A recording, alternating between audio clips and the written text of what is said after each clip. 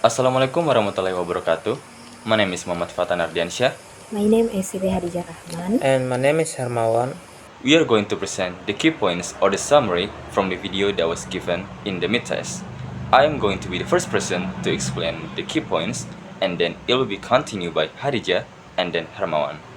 I'll start.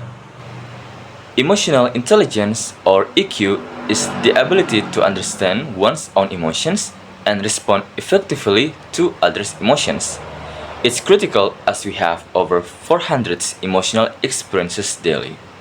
EQ allows us to manage emotions productively rather than be driven by them.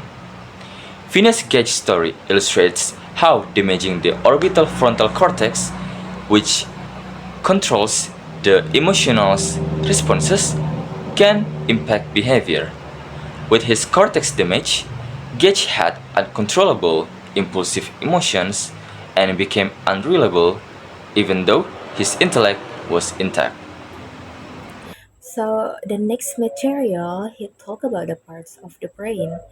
The brain has two parts. The first one is the limbic system, which is the system that generates emotions, and the second one is prefrontal cortex, which is the part that allows rational thinking and response.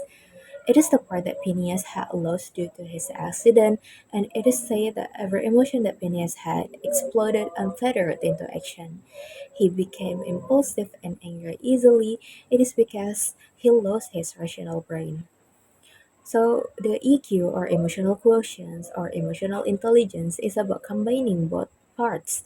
It requires using both parts effectively, like being aware of emotions from the limbic system and then regulating response rationally using the prefrontal cortex.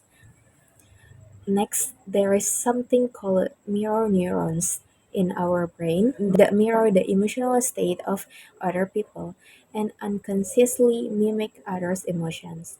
Even blind people that researchers from the University of the Netherlands had studied give the same reaction to produce of emotions the same way that people with normal sight react.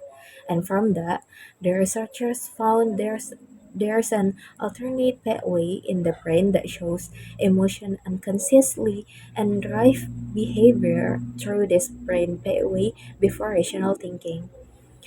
Another case is we can feel a mood in a room that is full of people even though we cannot put our finger on it. So these are the kinds of emotional signals driving our brain, and people who are highly emotionally intelligent are more aware of these subtle social cues. EQ is distinct from IQ and personality. IQ exhibits mental ability. Personality fixed tendencies, but EQ can develop through practices like self-awareness and management as the brain pathway connecting emotion and reason is plastic. Studies found 90% of top performers have high EQ, while it explains 60% of workplace performance. However, EQ scores decline with seniority as other factors like tenure are prioritized, not effectiveness. Managing stress through gratitude, improving sleep quality without aids, and controlling caffeine help regulate toxic proteins, impairing self-control. This improves decision making and EQ.